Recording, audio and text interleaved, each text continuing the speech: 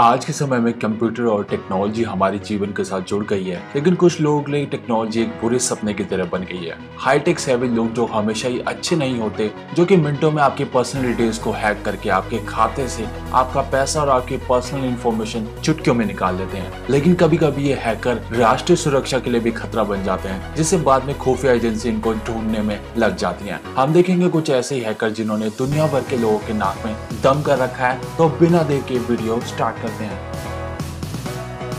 Commander x, ये शख्स जिसका असल नाम क्रिस्टोफर डॉयन है, जिसके ट्विटर पर 7000 से ज्यादा फॉलोअर भी हैं। ये शख्स जो कि कई सालों से यूएस की अथॉरिटीज को चकमा देता आ रहा है, लेकिन ये शख्स ग्लोबल हैकिंग कम्युनिटी और फैंस के बीच में काफी फेमस भी है, जिन्होंने कुछ सालों पहले एक बुक भी लॉन्च की थी जिसमें हैकिंग की दुनिया के सबसे बड़े ग्रुप एनोनिमस के बारे में बताया गया था, जो कि वहाँ एक ऑर्डिनरी हैकर से कुछ समय बाद उस ग्रुप के लीडर बन गए थे, जो कि अमेरिका की खुफिया एजेंसी को चकमा देकर वहाँ से भाग गया। जिसके बाद से FBI इस व्यक्ति की तलाश कर रही है, जिन्होंने वहां से निकलने के बाद बहुत से लोगों को इंटरव्यू भी दिया। इस शख्स को हैकिंग की दुनिया में पहली सफलता तब मिली थी जब इस शख्स ने गवर्नमेंट वेबसाइट को हैक कर लिया था, जो कि एक प्रोटेस्ट था जो कि सरकार की बेसहारा लोगों के लिए बनाई गई नीति के विरोध में था। जिसके बाद उन्हें 15 साल की सजा सुनाई गई। लेकिन इस शख्स ने तब हैकिंग की दुनिया का एक ऐसा कारनामा किया जिसे देखकर पूरी दुनिया चौंक गई। इस शख्स ने इजिप्ट के सारे लोगों का डेटा हैक कर लिया था, जिसका मुख्य उद्देश्य इजिप्शियन गवर्नमेंट पर साइकोलॉजिकल अटैक करना था। लेकिन इतना ही नहीं, इस शख्स ने जेल से निकलने से पहले वहाँ एक अंडरग्राउंड रेलवे नेटवर्क भी डिजाइन कर लिया था, जो कि अमेरिकन एक्टिविस्ट को कनाडा के बॉर्डर तक पहुंचा सके, जो कि उन्होंने बाद में खुद वहां से निकलने के लिए यूज किया था।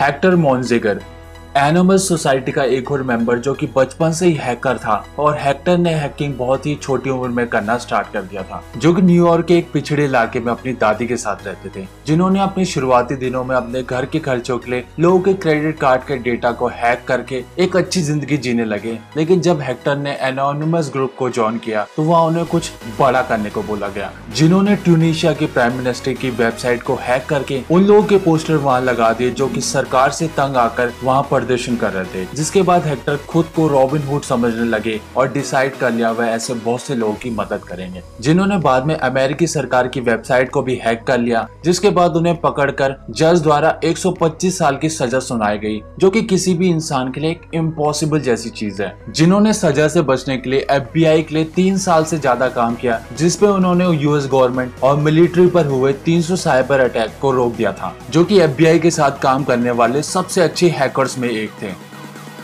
मार्कस हर्ट्रिचन, मार्कस जिन्हें इंटरनेट सेव करने का टाइटल भी दिया जाता है, जो कि बचपन से एक माहिर हैकर माने जाते हैं, जिन्होंने एक ऐसे वायरस का पता लगाया था जिसने हजारों लोगों का डेटा नष्ट कर दिया था। जब मार्कस छोटे थे तब उनके माता पिता को पता चल गया था कि उनका बेटा आगे चलकर जरूर कुछ बड़ा करने वाला है। लेकिन मार्कस को पढ़ना बिल्कुल भी अच्छा नहीं लगता था, जिन्हें उनकी फेवरेट गेम काउंटर स्ट्राइक खेलने की परमिशन कभी नहीं दी गई, जिससे तंग आकर उन्होंने इस बात के लिए बदला लेने के बारे में सोच लिया। जिन्होंने 1 साल बाद एक ऐसा सॉफ्टवेयर तैयार कर लिया जो कि इंटरनेट यूजर का पासवर्ड पता लगा सकता था। जिसके बाद उन्होंने इंटरनेट एक्सप्लोरर की इंक्रिप्शन कीज का भी पता लगा लिया था। इस घटना के बाद मार्कस ने अपना स्कूल छोड़कर अपनी सर्विस डार्क वेब की दुनिया को देना स्टार्ट कर दिया और एक ऐसा सॉफ्टवेयर बनाया जो लोगों की बैंक डिटेल्स का पता लगा के हजारों लोगों का डेटा, उनका सारा पैसा निकाल दिया, जिन्हें थोड़े समय बाद पुलिस ने पकड़ लिया और उन्होंने अपना जुर्म कबूल भी कर लिया। लेकिन इस कहानी में तब एक दिलचस्प मोड़ आया जब जज ने उसे सारे आरोपों से मुक्त कर दिया, क्योंकि मार्कस ने उस वायरस का पता लगाया था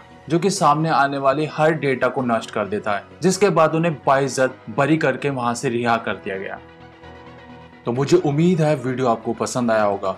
अगर पसंद आया तो वीडियो को लाइक करना ना भूलें और ऐसी वीडियोस देखने के लिए सब्सक्राइब का बटन दबा के ऑल पे क्लिक कर दें।